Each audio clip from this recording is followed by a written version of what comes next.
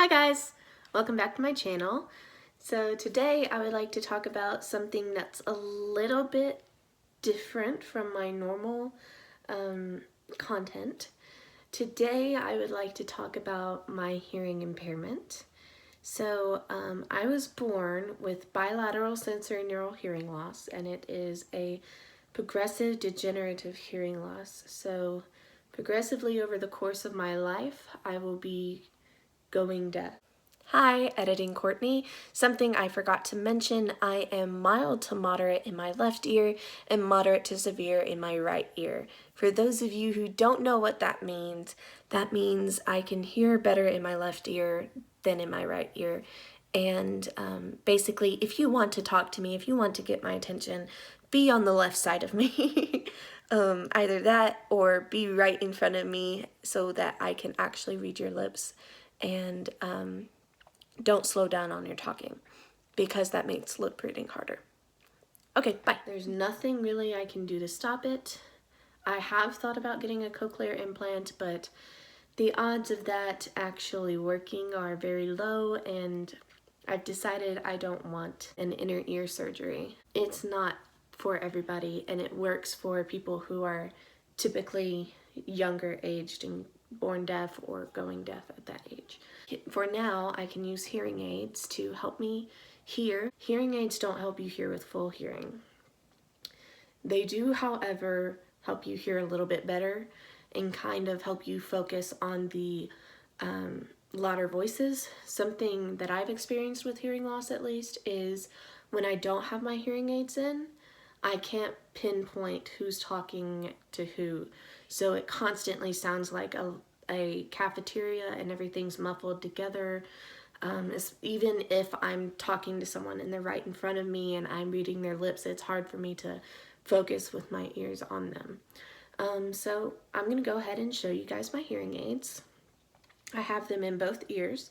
Wow, the difference between talking with your hearing aids in and talking without them in is huge. So I have little resound hearing aids, and this part sits right behind your ears right here, and this tube has a little wire in it that feeds to a modifier right here that sits directly in your ear. This tip helps you push the hearing aid in and not ruin the modifier. And then this is a resistance band, so I was having trouble with my modifier coming out of my ear, so it would mean that my hearing aids would fall out of my ears. But this resistance band hooks up into my ear right here, and it really helps me like keep my hearing aids in. And this side's the same way, a continuation into the make of my hearing aids. So this is a little, I like to call it a garage door, and you open it and you put your battery in right here. And I have to change my battery, both of my batteries, at least 3 times a week. And so yeah, and then this part right here turns it up, and then this part connects it into the hearing aid because there's a little speaker right here. That's where the sound will go in. It'll get processed through the wire into the modifier, and yeah, there's that. And my other hearing aid is built the exact same way. Hearing aids, they're useful, definitely, especially in loud situations. I can turn them up or turn them down, but they don't protect my ears fully from very loud sounds. So if I go to a loud game, like a basketball game or a football game, I need to wear earplugs. And I wear these if I ever go somewhere that's I know is gonna be loud. I wore these to a NASCAR race, and if I ever go somewhere like a shooting range or a place where there will just be sudden loud noises, I'll put these in. Sometimes if I'm trying to sleep, but the thunder is really loud and right next to my window, I'll put these in as well. Most of the time I don't need to wear earplugs if there's a storm, because most of the time I can't hear the storm, but that's if there's a really loud storm, you know, gotta do what you gotta do. So basically, you have hearing aid batteries, and yeah, I wear Energizer 13s, and these are Power Seal. Yeah, they're zinc. Yep.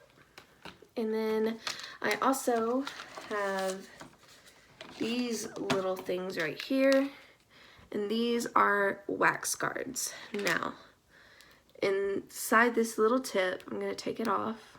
Once you take this off, you go to this wax guard area, right? And you take one of these out. Make sure you get one that doesn't have the white on top. And you're going to use the little business end and pull the dead wax guard out. Inspect it, make sure you didn't push any wax in, and then you put the new one in and just twist it off. And then you gotta make sure that your little tip is clean. So what I just do is I just press it, squeeze it, and roll it around, make sure that it doesn't have anything inside. And then you just push it back on. You don't have to be super gentle, but you do need to be pretty easy with it.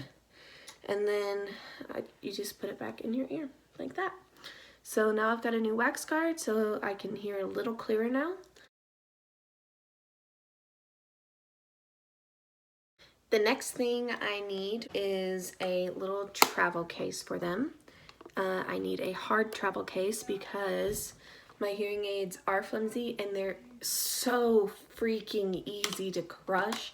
It is unbelievable and kind of frustrating. They're so delicate and you can't get them wet, you can't get them sweaty, you can't get them oily, you can't do anything with them other than sit there and be like, don't break, please. So, yes, back to where I was.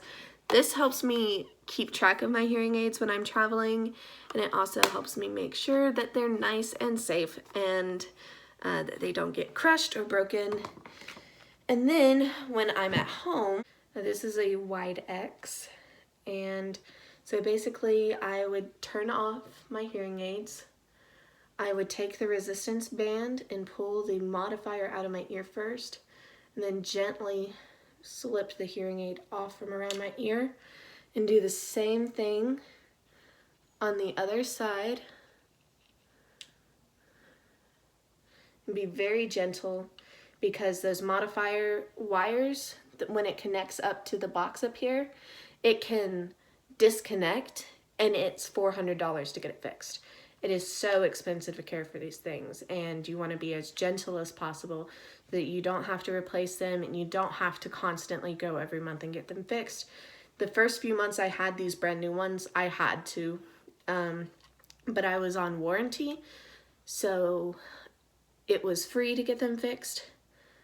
But oh my gosh, if I did that now, if I didn't have that warranty, I would be in the hole $1,600 or something like that. So it's very, very important to take care of your modifiers. The box costed $100, and it's going to be another $100 to get it replaced. I think I might just use my hard case for now. The benefit of using the box at home is it does the deep clean. It has a UV light in it, and that deep cleans your hearing aids, makes sure there's no moisture. It protects the batteries and makes sure that they last a little longer because there won't be any moisture around that garage, so therefore it doesn't corrode the batteries as quickly. That's my hearing aids. That's my hearing disability. Comment down below if you'd like to learn more about bilateral sensorineural hearing loss. I can tell you all my hearing story. Yeah, that's about it. Hearing aids are expensive little puppies, and if that's all you take away from this, okay.